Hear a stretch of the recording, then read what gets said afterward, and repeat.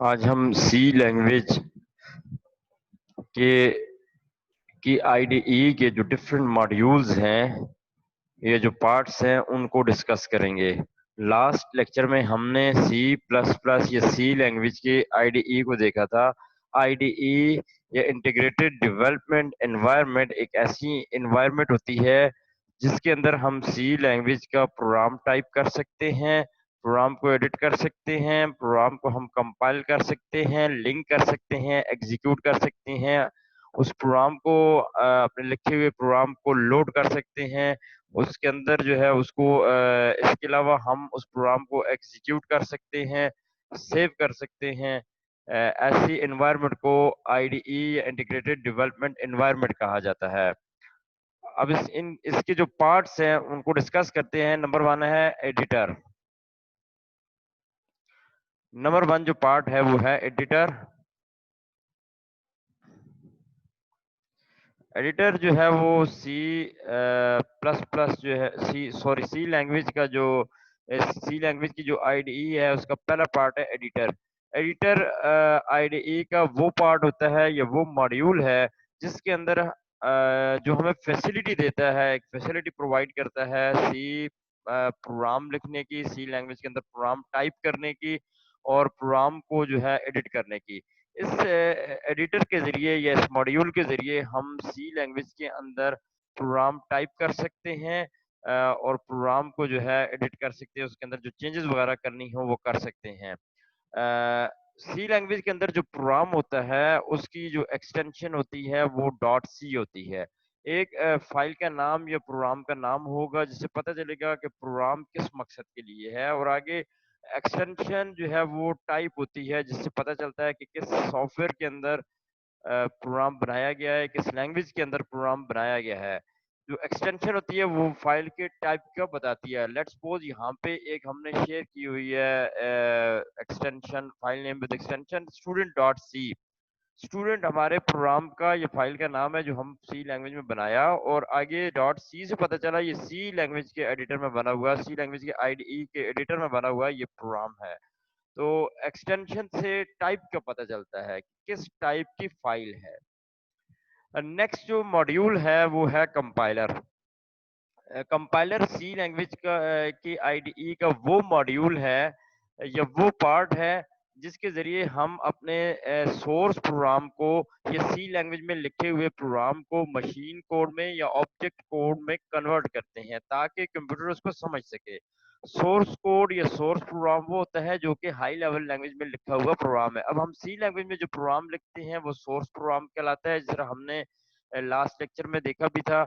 इसके अलावा जो मशीन कोड होता है वो कोड है जिसको हम कंपाइल करने के बाद जो कंपाइलर जो कोड जनरेट करता है कंप्यूटर के लिए ताकि कंप्यूटर उसको समझ सके। इस कोड को ये इस प्रोग्राम को ऑब्जेक्ट प्रोग्राम या मशीन प्रोग्राम कहा जाता है। तो कंप्यूटर जब कंपाइलर जब हमारे सोर्स प्रोग्राम को, ये जो स्टूडेंट डॉट सी जो हमारा सोर्स प्रोग्राम जो हम लिखेंगे एडिटर के अंदर, सी लैंग्वेज के आईडीई के एडिटर के अंदर, जब उसको कंपाइलर कंपाइल करेगा तो एक फाइल क्रिएट करेगा स्टूडेंट डॉट ओबीजे, यानी कि ऑब्जेक्ट जो एक्सटेंशन है, object OBJ for object. Object जो एक्सटेंशन है वो यूज होती है, वो बताती है कि ये जो हमारा हमारी जो फाइल है स्टूडेंट, ये ऑब्जेक्ट टाइप की है, यानी कि इसके जो कोड है मशीन लैंग्वेज में कंपाइलर ने ट्रांसलेट कर दिए हैं। स्टूडेंट जो हमारे पास सोर्स प्रोग्राम में लिखा हुआ था अब वो ऑब्जेक्ट कोड में कन्वर्ट हो चुका है। तो यानी ये कॉपी क्रिएट होगी जो कि ऑब्जेक्ट कोड के एक्सटेंशन के साथ होगी।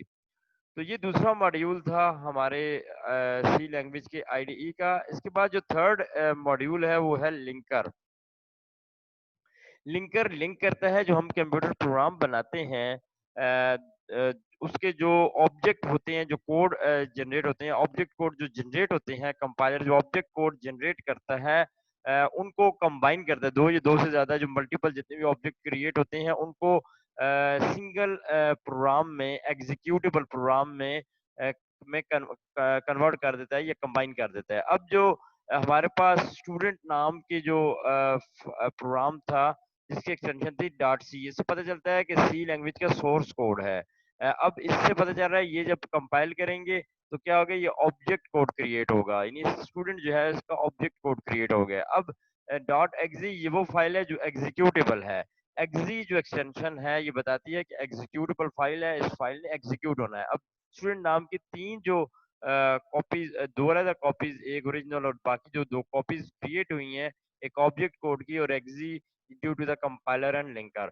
तो ये एक्जी जो फाइल है, एक्जी जो प्रोग्राम है जिसकी एक्सटेंशन एक्जी है, वो एग्जीक्यूट होगी और एग्जीक्यूट होने के बाद जो है वो रिजल्ट पता चलेगा प्रोग्राम किस मकसद के लिए बनाया गया है, जिस तरह कि हमने लास्ट प्रोग्राम में इसको एग्जीक्यूट भी किया था।